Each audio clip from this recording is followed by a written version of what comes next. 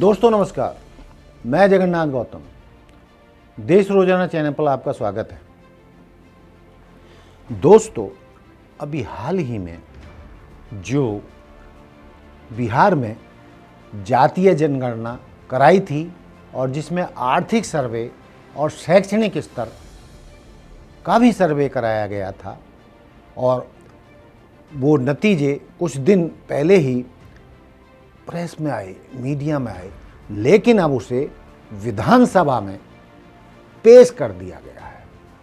और जिस तरीके से पेश किया गया है और जो आंकड़ों से सार निकला है, उससे ऐसा लगता है कि बिहार एक बार फिर पूरी देश की राजनीति के मुद्दे को बदलने में अग्रणी रहा है, हो गया है। और वहाँ से जो ये संदेश निकला है जातीय जनगणना का, और जिस तरीके से उसमें न केवल जातीय जनगणना और उसके साथ साथ हर जाति का, हर वर्ग का क्या शैक्षणिक स्तर है, उनकी क्या कमाई है, महीने की क्या कमाई है, कितने गरीब हैं, कितने अमीर हैं, एक तरीके से पूरे बिहार के 13 करोड़ जनसंख्या का इस जाति गणना के माध्यम से एक्सरे सा कर दिया है। और जिस तरीके से हम यदि पॉजिटिव नज़रिए से देखते हैं, राजनीति से भी हटकर देखें, तो लगता है कि ये जो नीतीश कुमार जी ने बिहार में किया है, अब आने वाले दिनों में ये राष्ट्रीय स्तर पर होना तय है। और मुझे देश के सैकड़ों वरिष्ठ पत्रकारों और बुद्धिजीवियों का ये मानना है कि ये जो है 2024 के चुनावों का बिहार ने एजेंडा तय कर दिया है। और आने वाला चुनाव 2024 का इसी जातीय जनगणना, आर्थिक सर्वे और शैक्षणिक स्तर को मुद्दा बना के लड़ा जाएगा। और इसमें असली जो मुद्दा है वो है देश में जो गरीबी है उसको दूर करने के लिए न केवल बिहार के स्तर पर बल्कि राष्ट्रीय स्तर पर और देश के सभी राज्यों के लिए जरूरी है इस तरीके का एक्स्ट्रा समाज का खींचना। उसी के माध्यम से पूरे समाज की, देश की 142 करोड़ जनसंख्या की समस्याओं का, शैक्षणिक शिक्षा का, आर्थिक हालातों का, गरीबी को ख़त्म करने के लिए प्लान बनाया जाएगा। और इसमें असली जो मुद्दा देश के लिए कर आएगा वो है गरीबी से लड़ना, लोगों को शिक्षित करना। ये ऐसे मुद्दे हैं जो पूरे समाज के लिए, समाज के हर वर्ग के लिए, देश की हर राजनीति के लिए जरूरी है। और लगता ऐसा है जिस तरीके से इसका प्रेजेंटेशन हुआ है, इसका कोई भी जाति विरोध नहीं करेगी। पिछड़ों का तो ये आह्वान ही था कि जातीय जनगणना होनी चाहिए ना, तो लेकिन दलित, एसटी, ओबीसी और सवर्ण समाज तथाकथित उच्च जातियां भी इसका विरोध नहीं करेंगी, क्योंकि जो हालात इस सर्वे में आए हैं, इस जातीय जनगणना के बाद, आर्थिक सर्वे के बाद, शैक्षणिक सर्वे के बाद आए हैं, उससे लोगों की आंखें खुल गई हैं। आंखें कैसे खुली हैं कि सवर्ण जातियां में भी बहुत गरीब लोग हैं। यदि हम एक जाति जो सबसे ऊपर बताई जाती है, ब्राह्मण समाज के लोग भी 25% गरीबी रेखा से नीचे हैं, जिनकी आमदनी प्रति माह 6,000 या उससे भी कम है। सवर्ण जातियों की टोटल हम बात करें तो मैंने बताया कि 25% के आसपास माइनस प्लस गरीबी रेखा से नीचे हैं। उनकी आमदनी 6,000 रुपये प्रति माह या उससे भी कम है।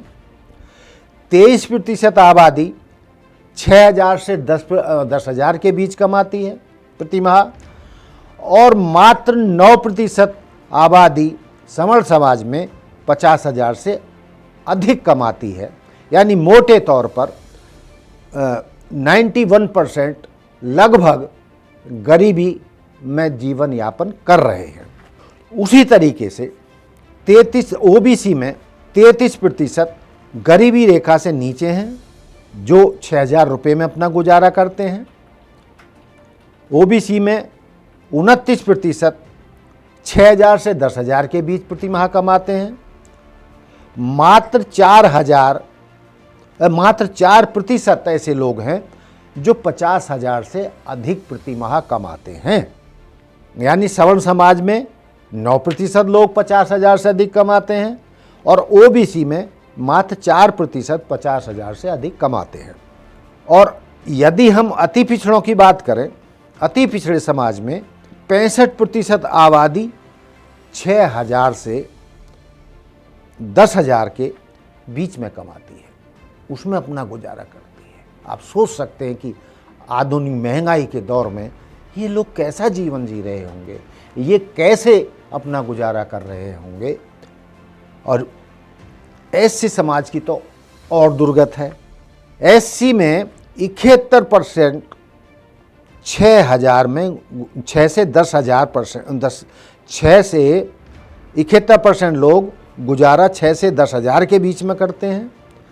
आदिवासी आबादी 43% 6,000 से कम में गुजारा करती है। कहाँ हम देश को तीसरी सबसे शक्तिशाली अर्थव्यवस्था की बात कर रहे हैं, लेकिन जो बिहार के जो आंकड़े हैं, ये जो संदेश है, ये न केवल बिहार का है। जब पूरे देश का ये सर्वे होगा, जातीय जनगणना होगी और आर्थिक सर्वे होगा, तो और शैक्षणिक स्तर का पता चलेगा कि कौन समाज कितना पढ़ा लिखा है और कितना गरीब है, तो आप पाएंगे, मेरी भी ये भविष्यवाणी है, ज़्यादातर लोगों की ऐसी भविष्यवाणी है कि कमोबेश जो बिहार की स्थिति है माइनस प्लस करके पूरे देश की स्थिति ऐसी ही निकलेगी। इसलिए हिंदू मुसलमान या सवर्ण अवर्ण या पिछड़े दलित एसटी, ऊंची जाति नीचे जाति के इन सब मुद्दों को उठाकर खुंटी पर टांगना होगा। और जो माहौल बन रहा है, दिख रहा है इस सर्वे के बाद, अब देश की जनता शायद ही धर्म के भुलावे में आएगी या जातीय आधार पर वोट नहीं करेगी। असली मुद्दा जो होगा, गरीबी हटाना, सबको शिक्षित करना होगा। और गरीब हर वर्ग में है, हर जाति में है, चाहे वो उच्च जाति है चाहे छोटी जाति है। कुछ परसेंटेज ऊपर नीचे करके एक बड़ा हिस्सा समाज का, देश का गरीबी में अपना जीवन व्यतीत कर रहा है। और इसमें उदाहरण की भी कोई बात नहीं है, उदाहरण हमारे सामने है कि सरकार 80 करोड़ लोगों को फ्री में राशन बांट रही है। क्यों बांट रही है? क्योंकि उनके पास खाने के लिए नहीं है। दाल, चावल, गेहूं, आटा, ये जो मूलभूत जो परिवार को किसी को भी चाहिए जिंदा रहने के लिए, देश में 80 करोड़ लोगों के पास नहीं है। इससे बड़ा और कोई सबूत नहीं हो सकता। और ये सब बयानबाजी है, शोषेबाजी है, राजनीतिक बयानबाजी है कि देश से गरीबी घट रही है और देश जो आर्थिक रूप से शक्तिशाली बन रहा है। यदि ऐसा होता तो अगले 5 सालों के लिए 80 करोड़ लोगों को सरकार गरीब होने के कारण मुफ्त राशन बांटने की घोषणा ना करती। बेशक ये 80 करोड़ लोगों को फ्री राशन बांटने की अगले 5 साल तक की घोषणा बेशक राजनीतिक भी हो, बेशक चुनाव जीतने या वोट बटोरने के लिए भी हो, लेकिन हकीकत तो ये है ही कि 80 करोड़ लोगों के पास खाने के लिए दाल, आटा, चावल, गेहूं आदि तक नहीं है। इसीलिए सरकार को ये देना पड़ रहा है। तो एक हकीकत, एक ऐसा विश्लेषण जातीय जनगणना के बाद सामने आया है और यही देश का मुख्य एजेंडा बनेगा 2024 के चुनावों में। और कोई एजेंडा जो बुद्धिजीवी कह रहे हैं, मान रहे हैं, पत्रकार मान रहे हैं कि और कोई भी एजेंडा गरीबी हटाने, शिक्षा को बढ़ाने, लोगों को रोजगार देने के अलावा कोई मुद्दा आने वाले चुनावों में चल नहीं पाएगा। और ये बिहार के मुख्यमंत्री नीतीश कुमार ने एक ऐसा राजनीतिक अस्त्र छोड़ दिया है कि इसके प्रभाव से कोई भी राजनीतिक दल बच नहीं पाएगा। और जैसा कि मैं कह रहा हूँ, दोहरा रहा हूँ कि ये आने वाले दिनों में विपक्षी इंडिया गठबंधन इसी को देश में अगले चुनावों के लिए अपना एजेंडा बनाएगा। मुख्य एजेंडा उसका यही रहेगा और इसी के ऊपर चुनाव लड़ा जाएगा। जीत हार के तो मैं दावा नहीं करता, लेकिन इंडिया गठबंधन इस मुद्दे को लेकर देश की जनता के बीच गया तो उसको रोक पाना भी शायद मुश्किल होगा और सत्ता परिवर्तन भी हो सकता है। तो दोस्तों, कोई बहुत देर नहीं है। अभी 3 दिसंबर को 5 राज्यों के चुनावों का परिणाम आ जाएगा और उसके बाद 2024 के चुनाव हैं। इसलिए कोई देरी नहीं है और इस मुद्दे को जो विपक्षी इंडिया गठबंधन है अभी से उठा के चलने लगा है। तो दोस्तों, ये थी मेरी आज की स्टोरी, आज का मुद्दा, आज की बात मैंने जो आपके सामने रखी। आप इससे कितने सहमत हैं, कितने असहमत हैं, कि मेरी इस बात में क्या सच्चाई है और क्या ये राष्ट्रीय मुद्दा 2024 के चुनावों में बनेगा, इस पर आप मुझे कमेंट्स करके बता सकते हैं, जिससे हमें खुशी होती है कि आप कितनी गहराई से हमारी बातों को सुनते हैं, देखते हैं और उन पर अपनी प्रतिक्रिया व्यक्त करते हैं। इसी के साथ जय हिंद, जय भारत, जय संविधान। नमस्कार। देखते रहिए देश रोजाना। धन्यवाद। हमारे साथ जुड़े रहने के लिए देखते रहिए देश रोजाना का YouTube चैनल सब्सक्राइब कीजिए। साथ ही देश रोजाना की खबरें सबसे पहले देखने के लिए प्रेस कीजिए बेल आइकन।